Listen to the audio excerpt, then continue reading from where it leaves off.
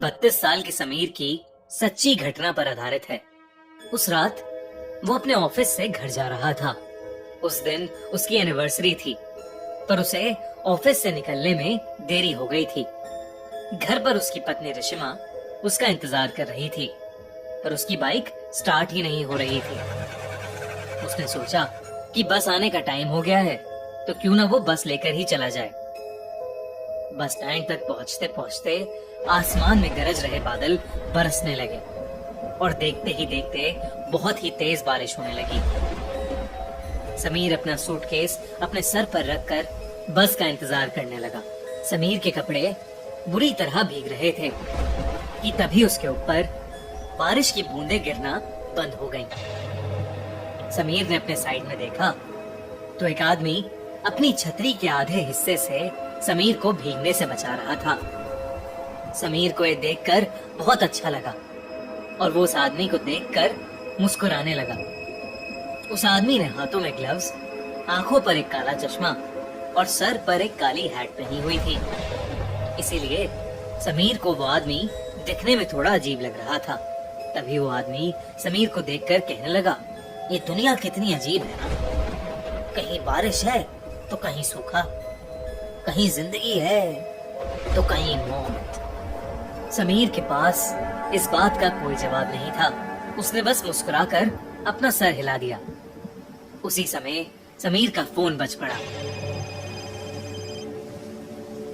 उसने पॉकेट से जैसे ही फोन निकाला, उसका फोन उसके हाथ से स्लिप होकर जमीन पर गिर गया। समीर जैसे ही जमीन से फोन उठाने के लिए झुका, उसे कुछ ऐसा दिखा जिससे उसकी रूह ही कांप गई। उसके साथ में खड़े आदमी की टांगे ही नहीं थी और ना ही उस आदमी के जूते के अंदर पैर थे। मानो वो आदमी हवा में झूल रहा था। समीर के चेहरे का रंग बदलने लगा, पर उसने चुपचाप अपना फोन उठाया और उसके पैरों के बारे में सोचने लगा। समीर ने उस आदमी से दूर जाने का सोचा, लेकिन जैसे ही उसने अपनी नजरें घुमाई तो उसे दिखा कि अब पूरा बस स्टैंड खाली था। आसपास किसी ऑटो का भी नामो निशान नहीं था। वहां पर अब समीर और उस आदमी के अलावा और कोई भी नहीं था। समीर की हालत अब खराब हो रही थी। देखते ही देखते बारिश और तेज होने लगी। उस तूफान के बीच उस बस स्टैंड पर वही दोनों खड़े थे। समीर को बारिश की वजह से अब कुछ ढंग से दिखाई भी नहीं दे रहा था। उसे कोई बस भी आती हुई दिखाई नहीं दे रही थी। समीर ने अपनी वाइफ रिशिमा को मैसेज किया और उसे अपनी सिचुएशन बताते हुए जल्दी से आने के लिए कहा। ये मैसेज लिखते ही समीर को उस आदमी की आवाज आई, रिशिमा को यहाँ बुलाना ठीक नहीं होगा समीर। ये सुनते ही समीर के पैरों तले जमीन खिसक गई। वो उस छतरी के नीचे से निकलकर रोड की दूसरी तरफ भागने लगा। बिना पीछे मुड़े समीर तब तक भागता रहा जब तक उसे वो आदमी दिखना बंद नहीं हो गया। भागते भागते समीर बहुत ज्यादा थक गया था। समीर रोड के साइड पर लगे एक बेंच पर बैठ गया। उसने अपनी तेज चल रही सांसों को नॉर्मल किया, पर तभी एकदम से उसके सर पर पड़ रही बरसात फिर से बंद हो गई। समीर ने सहमी नजर से अपने साइड में देखा तो उसके साइड में फिर वही आदमी छतरी लिए बैठा था। ये देखकर समीर की चीख निकल गई और वो तुरंत उस बेंच से उठकर फिर से रोड की तरफ भागा। रोड पर बारिश की वजह से अब धुंध भी आने लगी थी। आसमान में कड़कती बिजली की आवाज समीर की चीखों को दबा रही थी। थोड़ी दूर आकर समीर फिर से रुक गया। वो बार बार पीछे मुड़कर देख रहा था। हाफते हाफते जब उसने सामने देखा तो बहुत जोर से बिजली कड़की और उस बिजली की चमकती रोशनी में उसे वही आदमी रोड के बीचों बीच खड़ा दिखाई दिया। इस बार सिर्फ उसका आधा शरीर हवा में तैर रहा था। वो समीर को देखकर मुस्कुराया और उसने अपना चश्मा उतार दिया।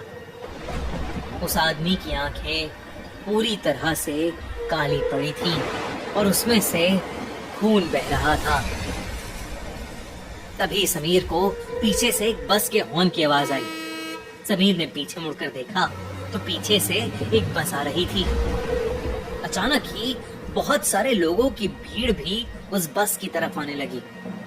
समीर को अपनी जान बचाने का और कोई रास्ता नहीं दिख रहा था। वो दौड़कर उस बस के पास पहुंचा। जैसे ही वो बस उस स्टैंड पर आई, सभी लोग धक्का मुक्की करके उस बस में घुसने की कोशिश करने लगे। उसी धक्का मुक्की में समीर उस भीड़ के बीच गिर गया। उसके पूरे शरीर पर लोगों के पैर लग रहे थे और समीर कुछ भी नहीं कर पा रहा था। बस के ड्राइवर ने भीड़ को हटाने के लिए बस को थोड़ा आगे बढ़ा दिया और समीर का आधा शरीर उस बस के नीचे कुचल गया।